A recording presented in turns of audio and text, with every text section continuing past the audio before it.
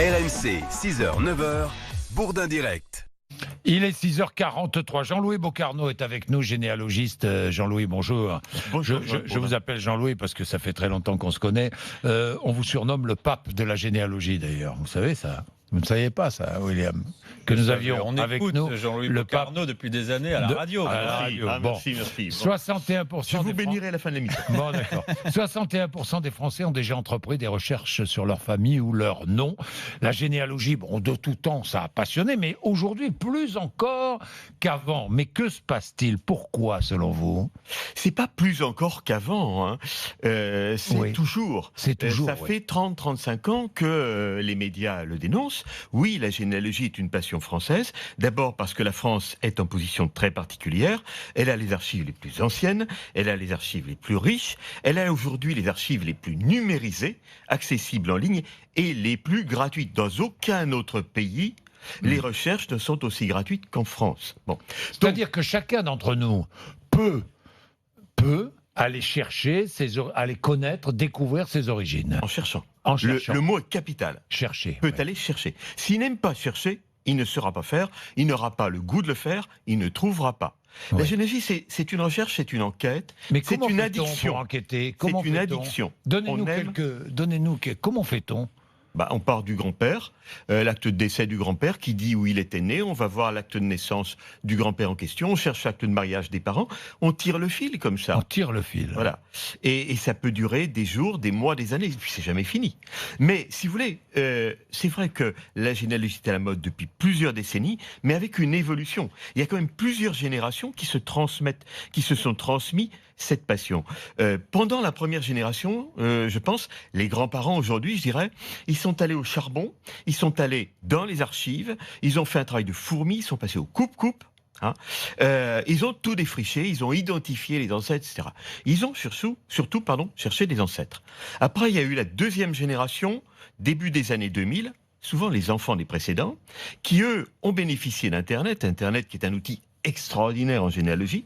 Alors on peut continuer à faire de la généalogie sans aller sur Internet. C'est comme, je dirais, on peut aller en Angleterre à la nage sans prendre l'Eurostar. Oui, je comprends. Voilà. Ouais, si on veut absolument. Mais sinon, c'est un outil extraordinaire, génial, qui est fait pour la généalogie. Généalogie et Internet sont deux domaines qui sont vraiment faits l'un pour l'autre. Donc, cette deuxième génération... Il y a des sites sérieux sur Internet. Il y a des sites, j'en citerai, qui sont top. Mais cette deuxième génération, elle a peut-être plutôt commencé à chercher un peu des cousins que des ancêtres. Et puis maintenant, on a une troisième génération, les petits-enfants, qui récupèrent souvent ce que les grands-parents ont fait, etc. Et qui, eux, ont un autre questionnement très à la mode, c'est la recherche ADN.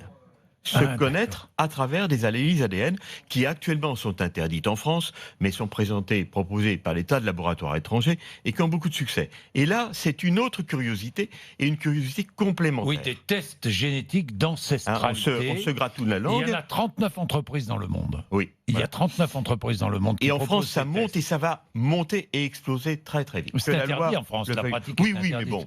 Oui, mais bon, on fait sans problème. Sur Internet, on peut risque contourner la loi. Quelques milliers d'euros, personne n'a été condamné. Oui, je comprends. On achète des tests aux États-Unis, en Grande-Bretagne, en Suisse. Il y a des tas de laboratoires qui nous en proposent, israéliens, etc.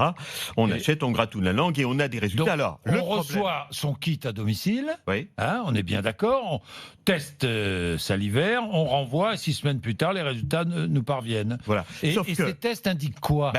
Les résultats indiquent quoi? Et ils indiquent plusieurs choses. Ils vont indiquer ce qu'on appelle les haplogroupes, les groupes ethniques, etc. Vous dire un peu de quel groupe archéologique, je simplifie, vous descendez, un peu où étaient vos ancêtres au temps très très ancien. Ils vous permettent de retrouver ce qu'on appelle des cousins génétiques, parfois à l'autre bout du monde, qui ont des ancêtres communs avec vous. Ils vous permettent parfois d'être beaucoup plus incisif, d'identifier une paternité, une parenté pour un enfant adopté, pour un enfant naturel, etc. De savoir même si mamie aurait trompé papy avec, on dira aujourd'hui, une personne racisée. Voilà.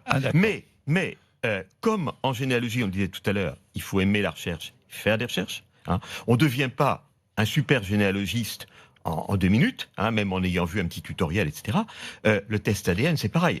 bien interpréter son test ADN, on ne devient pas généticien Oui, en un instant. la généalogie génétique sera la prochaine étape. Quoi, hein. Et la prochaine étape. C'est On la est prochaine déjà étape, en plein dedans.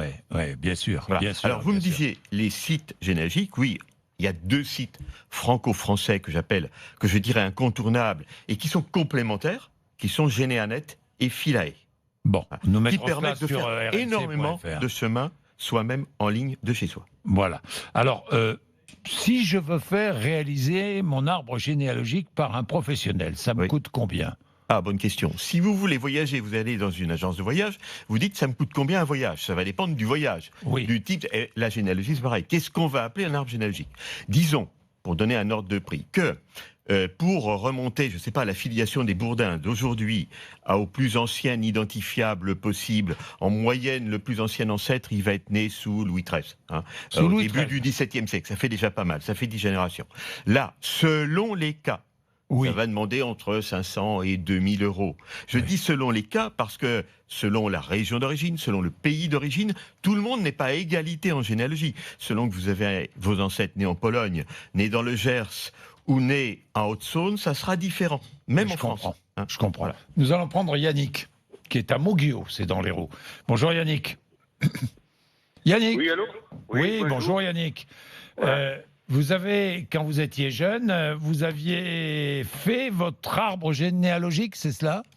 Oui, tout à fait. Bon, il y a 50 ans, donc j'ai fait, comme on dit, pied à pied, là. Donc, j'ai démarré comme par le grand-père, j'ai écrit à des mairies, j'ai eu des actes de naissance, de décès, et au Ouais. fur et à mesure, j'ai remonté, et je suis remonté jusqu'à la Révolution. Jusqu'à la Révolution, c'est pas mal. Et Oui. pas plus loin? Oui. Pas plus loin, Comment? Yannick? Pas plus Non, loin? parce que les archives nous ont indiqué que les archives avaient été brûlées, parce qu'effectivement, moi, mes C'est origines...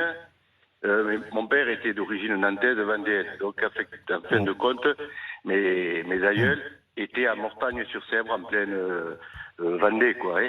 Ouais. Donc je suis chouan, quoi, d'origine chouan, Oui, voilà. ouais. Vous êtes sûr quand même qu'aux archives départementales, il n'y a pas des registres paroissiaux? Ah bah après j'ai pas contribué, je veux Ah. dire ça remonte à 50 ans, on m'a écrit... Moi, ça, je à vous l'époque, dirais il y a peut 50. mieux faire aujourd'hui. Ah oui, Ouais. oui, mais Aujourd'hui, maintenant, on pourrait voir, mais c'était Bon. il y a longtemps. Hein, Yannick a cherché. Allez, on vous il y a laisse le longtemps. bénéfice de l'ancienneté. Voilà. C'était déjà pas mal quand même, il y a 50 ans de remonter tout Oui, un c'est arbre. déjà pas mal. C'est déjà pas mal. Parce que j'ai écrit plusieurs courriers à Bon, toutes les et alors mairies, quand même. Yannick, un mot avant de terminer. Qu'est-ce qui vous a surpris dans ce que vous avez trouvé sur Mais vos j'ai pas eu de origines? grosse surprise parce que toute ma famille, effectivement, du côté de mon père, était vraiment localisée en Vendée. Donc, en fin Ah, de vous compte, êtes ça a un été- Vendéen, donc vous êtes un Vendéen exilé dans le sud, hein, Yannick? Ah oui, parce qu'il s'est marié avec une Toulousaine. Alors vous Ah, voyez, bah, c'est voilà. c'est facile. Et Voilà. Merci Yannick, bonne journée. Allez, Merci. au revoir. Au revoir. Jean-Louis Bocarno, oui, engouement. Pourquoi a-t-on besoin de cet engouement pour la généalogie, selon vous? Mais je veux dire, je vous disais tout à l'heure, c'est une addiction. Une addiction. On ouais. découvre une passion et un jeu de piste.